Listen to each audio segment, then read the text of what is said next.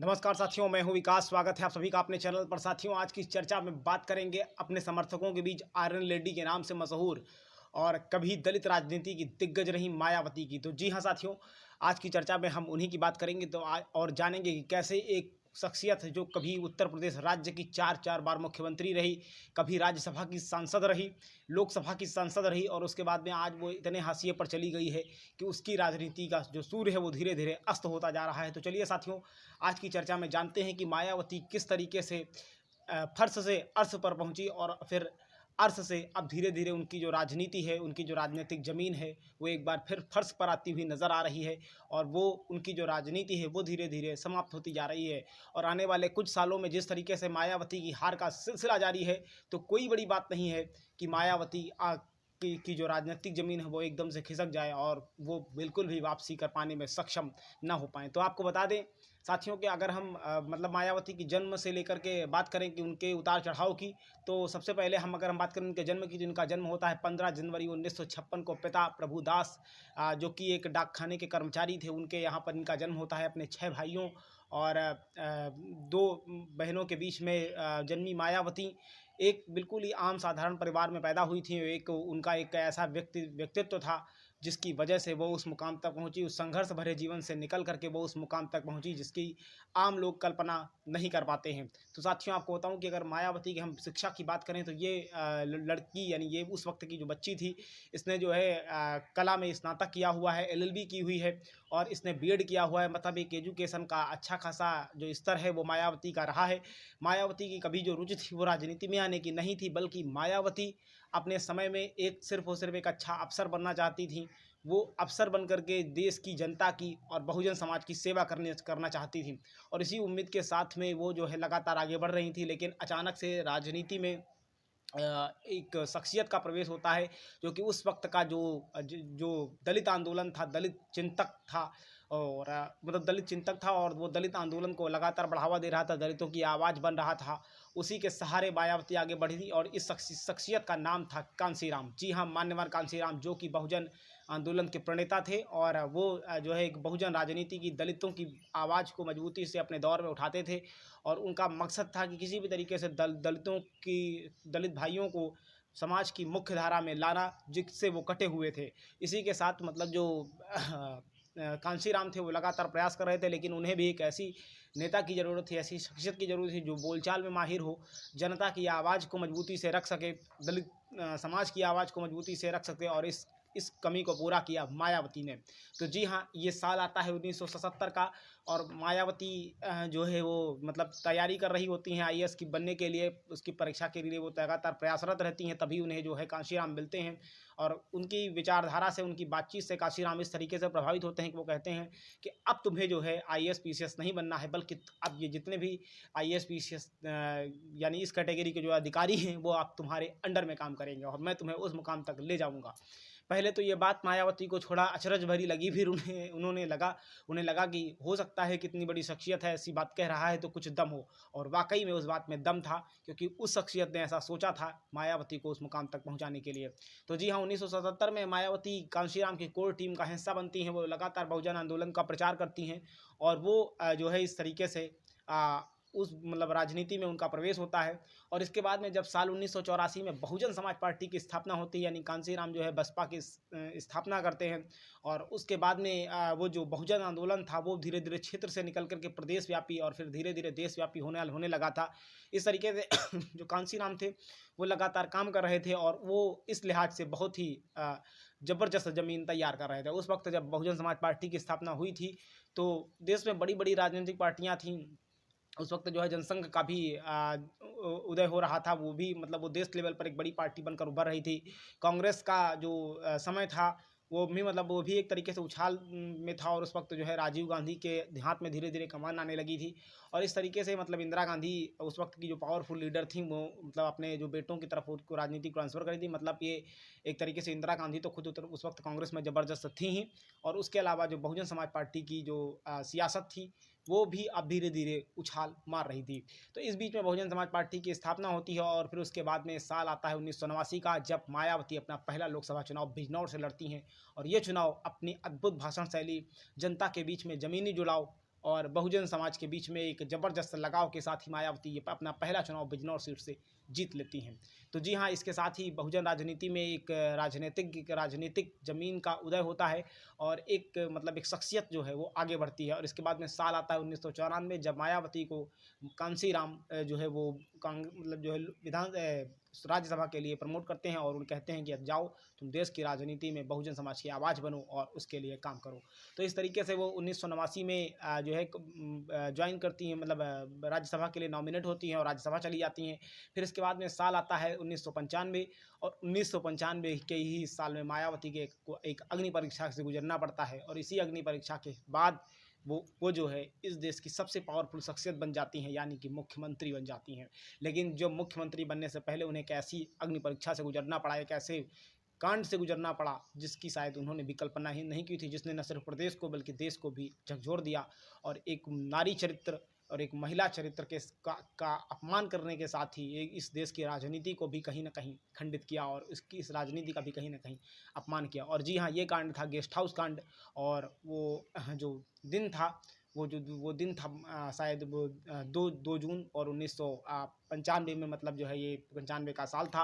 और इसी दिन मायावती के साथ लखनऊ के गेस्ट हाउस में ये कांड होता है और वहाँ पर मतलब ये इसकी जो ज़मीन थी वो इस तरीके से, या क्योंकि मायावती से के मुख्यमंत्री बनने से पहले उस वक्त के तत्कालीन मुख्यमंत्री थे मुलायम सिंह यादव, समाजवादी पार्टी के बड़े नेता थे, समाजवादी पार्टी के संस्थापक थे और वो उस वक्त तक मुख्यमंत्री रहते हैं। चूँकि ये जो सरकार बनी थी ये मायावती के और मतलब मुलायम सिंह यादव दोनों ने साथ साथ चुनाव लड़ा था। और तब उसी वक्त ये नारा दिया गया था, मिले मुलायम कांसी राम और हवा में उड़ गए जय श्री राम। तो इस तरीके से मतलब मुलायम सिंह यादव और कांसी राम ने मिलकर के चुनाव लड़ा था और इसके बाद में दोनों ने प्रचंड मतलब बहुमत से सरकार बनाई थी। और इसके बाद में जब सरकार बनती है तो कुछ चीज़ों को लेकर बसपा और सपा में मतभेद हो जाता है। और इसके बाद में होता यह है कि समाजवादी पार्टी से मतलब जो है बहुजन समाज पार्टी अपना समर्थन वापस ले लेती है। और इस समर्थन वापस लेने के बाद में जो समाजवादी पार्टी के कार्यकर्ता थे वो नाराज़ हो जाते हैं और उसके बाद में वो मायावती अपने कार्यकर्ताओं के साथ, अपने पार्टी के विधायकों के साथ वो जो है लखनऊ के गेस्ट हाउस में बैठक कर रही होती हैं। उसी वक्त जो है जो समाजवादी के पार्टी के कार्यकर्ता थे, विधायक थे, वो अचानक से वहाँ पर धावा बोल देते हैं और उसी धावे में तमाम झड़प होती है। और इस हमले में जो मायावती हैं वो बाल बाल बचती भी हैं। कई अखबारों ने उनके मतलब चरित्र हनन की भी बात कही हुई है, मतलब जो तमाम रिपोर्ट्स आई हुई हैं उसमें उनके चरित्र हनन की भी बात कही गई है। अब उस वक्त का पता नहीं मतलब जो भी हुआ था, लेकिन वो जो पूरी घटना थी उसे गेस्ट हाउस कांड के रूप में याद किया जाता है। तमाम लोगों ने इस पर अपने अपने बड़े बड़े आलेख, बड़ी बड़ी किताबों में इसका जिक्र किया हुआ है। तो वो इस तरीके से फिर जब मतलब ये चीज़ होती है और इसके बाद में फिर मायावती को भारतीय जनता पार्टी का समर्थन मिलता है और एक दो अन्य राजनीतिक पार्टियों का समर्थन मिलता है। इसके बाद 3 जून 1995 को मायावती उत्तर प्रदेश की सियासत की धुरी बन जाती हैं और वो मुख्यमंत्री के रूप में उत्तर प्रदेश की राजनीति में सुशोभित होती हैं। तो इस तरीके से बहुजन समाज पार्टी की एक वो महिला जो कभी आम घर से निकली हुई थी, वो मुख्यमंत्री की कुर्सी पर विराजमान होती है। और इसके बाद में मायावती की अपनी ये राजनीति चलती रहती है। हालाँकि उस साल वो ज़्यादा दिन तक मुख्यमंत्री नहीं रह पाती हैं, बल्कि कुछ महीनों बाद ही उनकी सरकार गिर जाती है और वो पद से उन्हें अपना इस्तीफ़ा देना पड़ता है। इसके बाद में साल आता है 1997 का। 1997 में फिर से मायावती एक बार मुख्यमंत्री बनती हैं, लेकिन इसके बाद में भी कुछ महीने उनकी सरकार चलती है और सरकार फिर से गिर जाती है। फिर साल 2002 में फिर एक बार फिर वो मुख्यमंत्री बनती हैं। बहुजन आवाज़ को उठाते हुए, लगातार ज़मीन पर संघर्ष करते हुए, तमाम आंदोलनों का हिस्सा बनते हुए वो एक बार फिर से जो है प्रदेश की मुख्यमंत्री बनती हैं। इस बार करीब करीब 1.5 वर्ष तक वो सरकार चलाती हैं, लेकिन अंततः फिर उन्हें जो है अपने पद से इस्तीफ़ा देना पड़ता है और वो जो है उनकी सरकार गिर जाती है। मुलायम सिंह यादव इस बार मुख्यमंत्री बनते हैं और ये जो है 2003 से 2007 के बीच का वाक़या था। हालाँकि मायावती तब तक अपनी राजनीतिक ज़मीन बनाने में और ज़्यादा मेहनत करती हैं। हालाँकि इस बीच जो है काशीराम से उनका साथ छूट गया था और वो जो है उन्होंने मतलब जो है देवलोक की ओर गमन कर दिया था। तो इस तरीके से मायावती अकेली थी, लेकिन वो ज़मीन पर लड़ाई कर रही थी, ज़मीन पर एक आम जनता की बात कर रही थी। सड़क से संसद तक उनकी आवाज़ को सुना जा रहा था और वो लगातार बिजली, पानी, सड़क, गरीबी इस तरीके के जो ज़मीनी मुद्दे थे उनको लेकर के, रोज़गार जैसे मुद्दों पर वो ज़मीन पर संघर्ष कर रही थी। आम कार्यकर्ताओं की, आम जनता की आवाज़ बन रही थी और इस तरीके से उन्होंने लगातार 2-3 साल ज़बरदस्त मेहनत की और इसका परिणाम देखने को मिला साल 2007 के विधानसभा चुनावों में। जी हाँ, जब साल 2007 के विधानसभा चुनावों में मायावती एक बार फिर से उत्तर प्रदेश की मुख्यमंत्री बनती हैं और प्रचंड बहुमत के साथ उनकी सरकार बनती है। और इसमें मायावती ने मतलब जो है एक ऐसी सरकार बनाती हैं जो कि पूरे 5 साल चलती, जिसे डगमगाया, जिसे हिलाया नहीं जा सकता है। तो जी हाँ, अपने संघर्ष और त्याग के दम पर, मतलब अपने संघर्ष के और त्याग और उस तपस्या के बल पर एक लेडी महिला जो है, वो जो है उस मुकाम तक पहुँचती है, जिसके जिसके लिए बहुत सारे लोग बहुत मतलब एक वो संघर्ष करते हैं, एक सपना देखते हैं, लेकिन उसके बाद भी वो उस मुकाम तक नहीं पहुँच पाते हैं। तो इस तरीके से मायावती अपनी उस राजनीति को लगातार जो है आगे बढ़ाती हैं और वो काम करती हैं। और इसके बाद में इस जो ये पुनः पूरा चुनाव हुआ था, अगर हम बात करें इन समीकरणों की, तो इस चुनाव में 2007 से 2012 के बीच का जो चुनाव था, उसमें मायावती ने ब्राह्मण और दलित की जो राजनीति का जो कार्ड चला था, उसमें वो काफ़ी प्रभावित होती, मतलब उससे जो राजनीति थी उस वक्त की, वो काफ़ी प्रभावित होती है। और वहाँ पर जो है इस वक्त जो नारे दिए जाते हैं, वो नारे कुछ ऐसे होते हैं जिसमें तमाम ब्राह्मणों को जोड़ा जाता है उस वक्त। यानी कि अगर हम बात करें मायावती की विधानसभा में विधायकों का, तो तकरीबन आधे विधायक जो थे वो लगभग आधे से थोड़ा बहुत कम मान लेते हैं, लेकिन लगभग आधे हम कह सकते हैं। तो वो ज़्यादातर जो है ब्राह्मण समाज से आए हुए थे। उसके बाद में बाकी सारी पार्टियों का उसमें शेयर था। उस वक्त के जो कद्दावर नेता थे, अगर हम ब्राह्मणों की बात करें, तो वह उस वक्त जो है चाहे वो सतीश मिश्रा हों, चाहे वो ब्रजेश पाठक हों, चाहे वो नकुल दुबे हों, चाहे वो अनंत मिश्र हों, तो इस तरीके से, या फिर वो जो उस वक्त के मंत्री थे लक्ष्मीकांत उपाध्याय, तो इस तरीके से बड़े बड़े नेताओं का मायावती को साथ मिला हुआ था। एक ज़मीन थी बहुजन समाज पार्टी में। उस वक्त मुस्लिम गठजोड़ में नसीमुद्दीन सिद्दीकी भी एक बड़ा चेहरा बन चुके थे तब तक। तो उधर उनका भी तमाम मुस्लिम समाज के लोगों का भी उनको साथ मिला हुआ था। इस तरीके से मायावती उस गठजोड़ को सफल करने में कामयाब रहती हैं, और वो जो है उस वक्त की तत्कालीन राजनीति की एक धुरी बन जाती हैं। और इस तरीके से मायावती पूरे 5 साल बिना डिगे अपनी सरकार चलाती हैं। हालाँकि इसके बाद से मायावती के बुरे दिन आने शुरू हो गए। ये तो उनका अच्छा वक़्त था। अब हम उनकी बात करते हैं बुरे वक़्त की। साल 2012 में मायावती जो है अपना चुनाव हार जाती हैं। उसकी अगर हम उनकी वजहों की बात करें, तो मायावती का एक कहना, मतलब जिस तरीके से बहुत सारी पार्टियाँ होती हैं, तो वो अपने तमाम जब चुनाव का वक़्त आता है तो लोक लुभावन वादे करती हैं। लेकिन मायावती का कहना ये था, मैंने खुद उनके अखबारों में विज्ञापनों को पढ़ा था कि उनका कहना था कि मैं सिर्फ मतलब मैं जो है हम कथनी में नहीं, करनी में विश्वास करते हैं। लेकिन जब तक आप शो ऑफ नहीं करते हैं, कहते हैं कि जो दिखता है वही बिकता है। लेकिन शायद मायावती इस बात को समझ नहीं सकी, और उन्होंने इस चीज़ को, उनके जो विकास कार्य थे उनको उन्होंने वो भुना नहीं पाई। हालांकि अगर हम उनके दौर के विकास कार्यों की बात करें, तो उस वक्त जो है तमाम गाँवों को अम्बेडकर घोषित करके उनको एक तरीके से शहरों की तरीके से सजाया गया था, जिसमें एक गाँव मेरा भी था। तो जी हाँ, पूरे गाँव की आरसीसी हुई थी। पूरे गाँव को मतलब एक बहुत ही सुंदरीकरण शानदार तरीके से किया गया। तालाबों का सुंदरीकरण हुआ था, तो नालियों का बहुत ही ज़बरदस्त बंदोबस्त किया गया था। पूरे गाँव के लिए करोड़ों-करोड़ों रुपए का बजट पास किया गया था।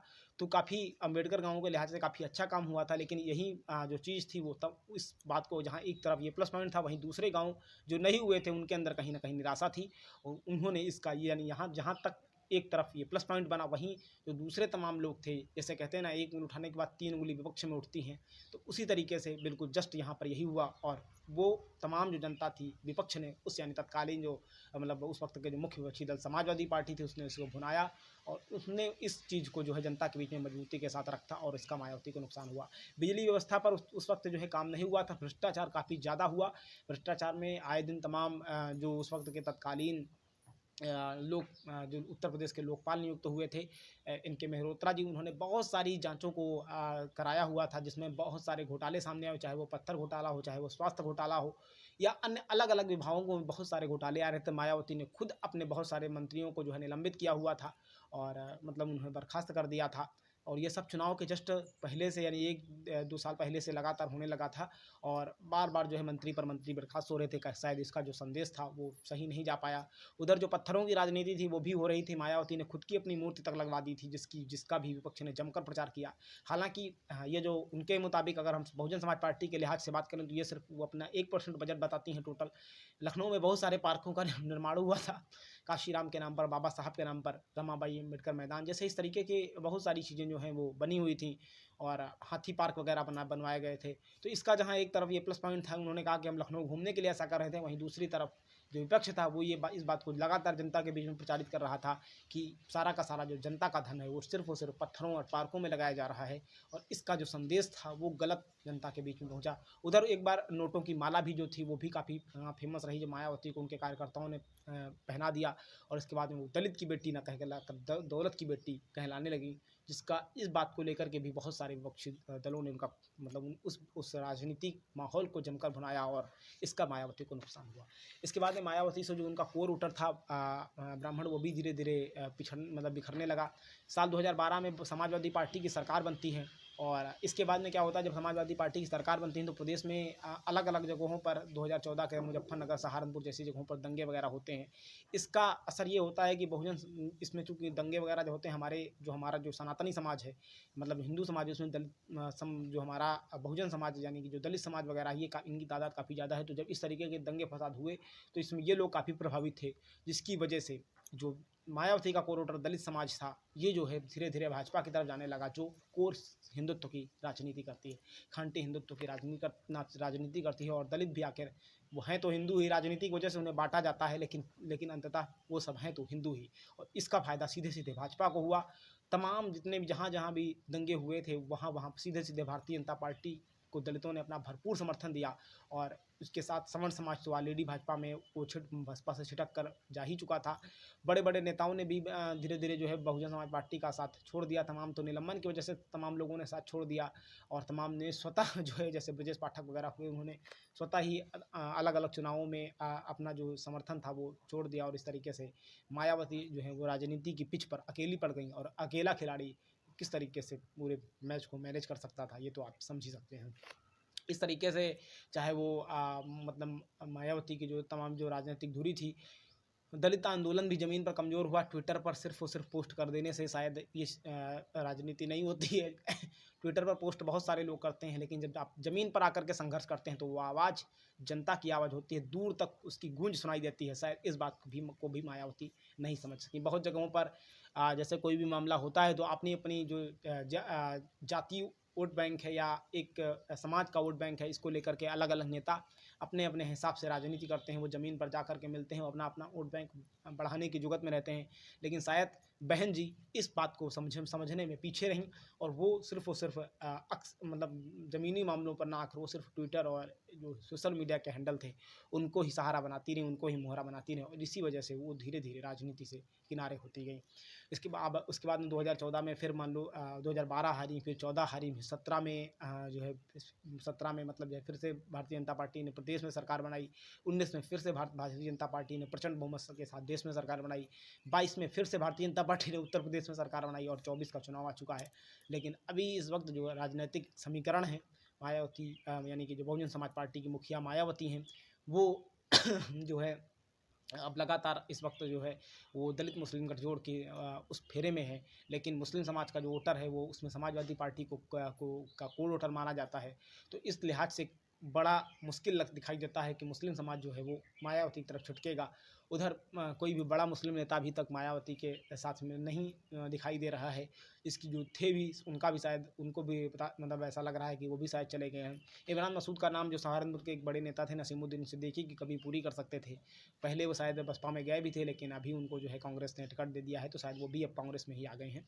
तो इस तरीके से जो तमाम जो चेहरे हैं मायावती के पास, यानी कि अगर जाति विशेष के वोटर्स या वर्ग विशेष के वोट बैंक को साधने के लिहाज से महत्वपूर्ण होते हैं, वो उसकी ज़मीनी जो छवि है वो दिखाई नहीं दे रही है, और ऐसे में बहुजन समाज पार्टी धीरे धीरे पिछड़ती जा रही है। उधर तमाम अलग अलग जो छत्रप हैं, यानी कि जो जातिगत छत्रप हैं, अपने अपने समाज की जो आवाज़ उठाने वाले लोग हैं, उनके भी नाम सामने आ चुके हैं। तो ऐसे में अगर दलित राजनीति भी इससे अछूती नहीं है, और दलितों में चंद्रशेखर रावण जो कि आज़ाद समाज पार्टी के संस्थापक हैं, वो भी अपना लगातार दलित हितों की आवाज़ बन रहे हैं, और वो लगातार ज़मीन पर काम कर रहे हैं।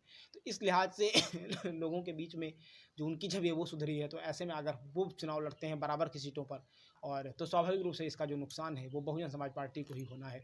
उधर जो गैर जाटो दलित हैं उनका भी काफ़ी कुछ ज़्यादा समर्थन भाजपा को बहुजन समाज पार्टी को मिलता हुआ नहीं दिखाई दे रहा है। वो ज़्यादातर अभी भाजपा में ही है और भाजपा अपनी सधी हुई राजनीति के तहत उसने जैसे आदिवासियों को भी उसने जो छत्तीसगढ़ में जोड़ा, उधर उसने पिछड़ों के रूप में मध्य प्रदेश में मोहन यादव को मुख्यमंत्री बनाया, इधर उसने राजस्थान को साधते हुए ब्राह्मण को मतलब अपना मुख्यमंत्री बनाया।